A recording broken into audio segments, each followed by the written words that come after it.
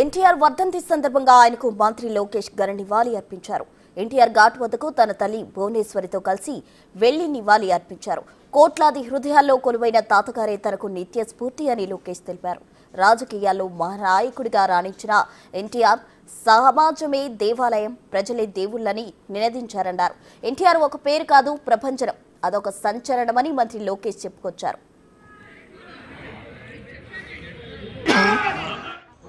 విశ్వవిఖ్యాత నట సార్వభౌమ స్వర్గీయ శ్రీ నందమూరి తారక రామారావు గారి 29వ వర్ధంతి సందర్భంగా పెద్ద ఆయనకి ఘన నివాళి అర్పిస్తున్నాం.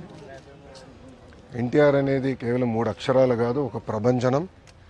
అటు సినిమా రంగంలో కానివ్వండి, రాజకీయాల్లో కానివ్వండి ఆయన నంబర్ 1గా నిలిచిన వ్యక్తి.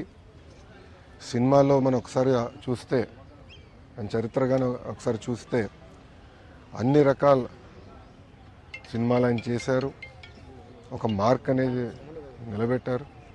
దాని తర్వాత రాజకీయాల్లోకి వచ్చిన తర్వాత కేవలం 9 నెలల్లో ఒక ప్రభంజనం సృష్టించి తెలుగుదేశం పార్టీని అధికారంలోకి తీసుకొచ్చిన వ్యక్తి అన్న ఎన్టీఆర్.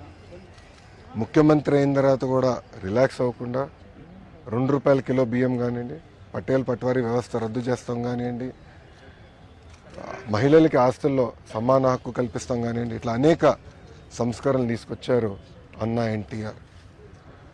అన్న ఎన్టీఆర్ వల్లనే ఈరోజు తెలుగులో తలెత్తుకుని తిరిగే పరిస్థితి వచ్చింది. ఆనాడు భారతదేశంలో తెలుగు అంటే మెద్రాసీలు అనేవారు. కానీ తెలుగు జాతి గర్వించే విధంగా ఆయన మన గలం ఢిల్లీలో వినిపించారు. ఆనాడు ఆయన బర్తరఫ్ చేస్తే కేంద్ర ప్రభుత్వంతో పోరాడి మళ్ళీ పార్టీ అధికారంలో నిలబెట్టుకున్న వ్యక్తి